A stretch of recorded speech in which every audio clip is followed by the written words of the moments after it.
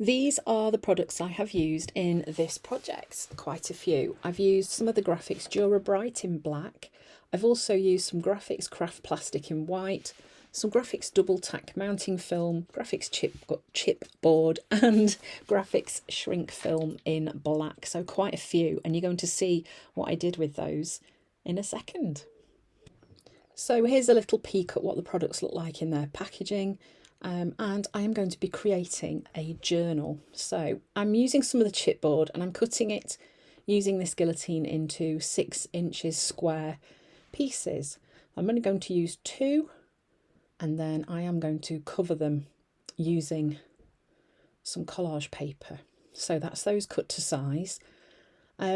Once I've done that, I'm then going to collect some pieces of collage paper. So these are from a book called, one of my favourites, I have used it before, A Dreamy Canvas by Paper Whimsy Creations. You can find it on Amazon.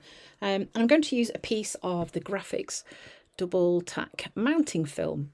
This is probably one of my favourite products. I love how easy it is to create collage paper using this technique. As you can see, you peel the backing off and you've got a sticky side.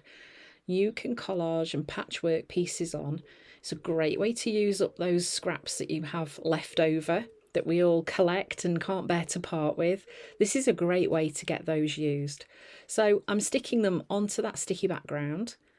I'm going to try and make sure that I've covered all of the pieces. Big pieces, small pieces, you can kind of vary it up a bit. And then once I've done that, I have my sheet of collage paper ready. And of course, all I need to do is peel the backing off, and it's then ready to use to stick without needing any glue at all. So then I'm going to cut it to size so that I can add it onto the chipboard pieces. They're the ones that I cut earlier. So I'm just going to peel the backing off, and then you'll see that I have got that double-sided stickiness ready.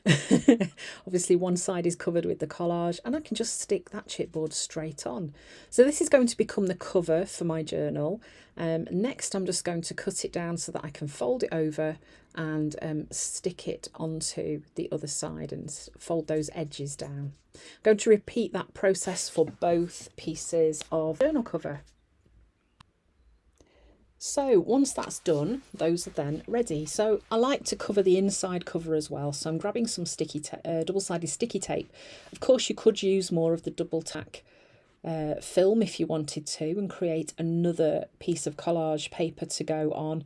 That would be another fun way to cover this. But here I'm just going to use some pieces of other collage paper and just stick them straight on. You can use glue as well if you want to. So there I've got my covers ready. So this is going to be a little journal that uses little rings to bind it together. And I just thought this was a really easy, no-sew way to make a journal using lots of lovely graphics products. So again, just repeating the same process to cover the inside of this cover too. Okay, so this is a Crocodile. Basically, it's a hole punch, and you can also do little rivets with it as well.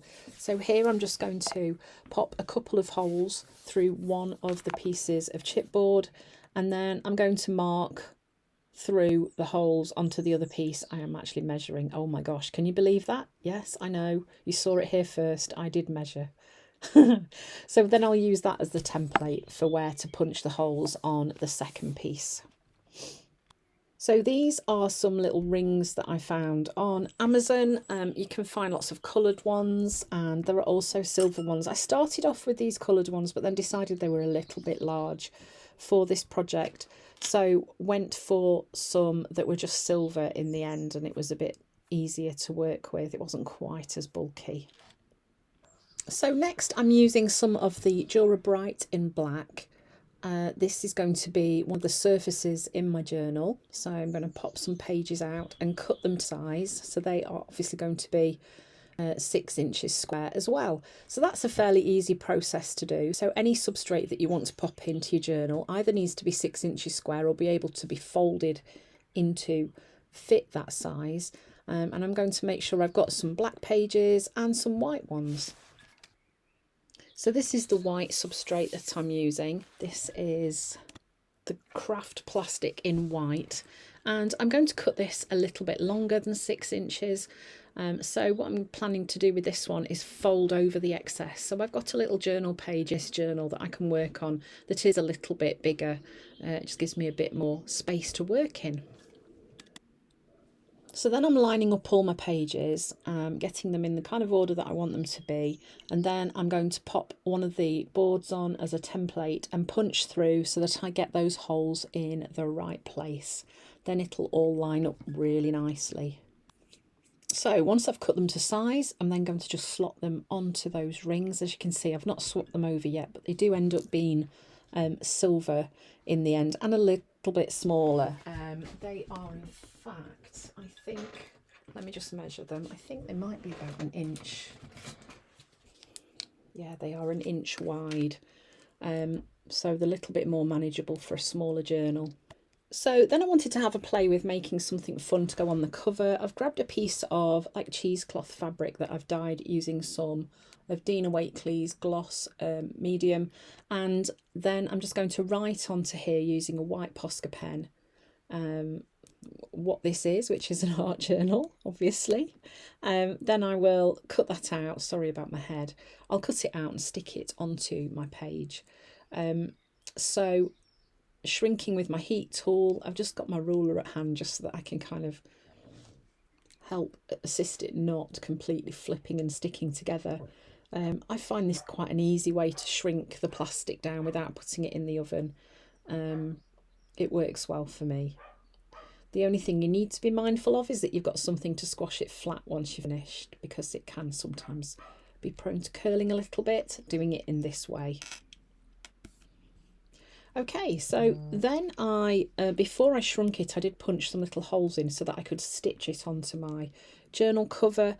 I thought this might be the best way to do it, seeing as, you know, it's going to be difficult to stick that on with it being made of the shrink plastic. So I'm just stitched it through. Then I've cut out some little hearts from the shrink plastic as well. I've done a bit of stamping on there. I've punched a hole in them as well before shrinking them. I have had mixed success with punching holes in the shrink plastic once it has shrunk, because obviously it can be a bit brittle. So these are going to become little embellishments to add onto my journal, and I'm going to attach them to one of the rings that's my binding. So I'm just getting those all shrunk down and ready. I'll be using ribbon to tie these on as well. And they're just like a nice little add-on for that journal cover. So you can see I've attached those little hearts and some bits of ribbon as well, just to make it look really pretty. I love how this has come together.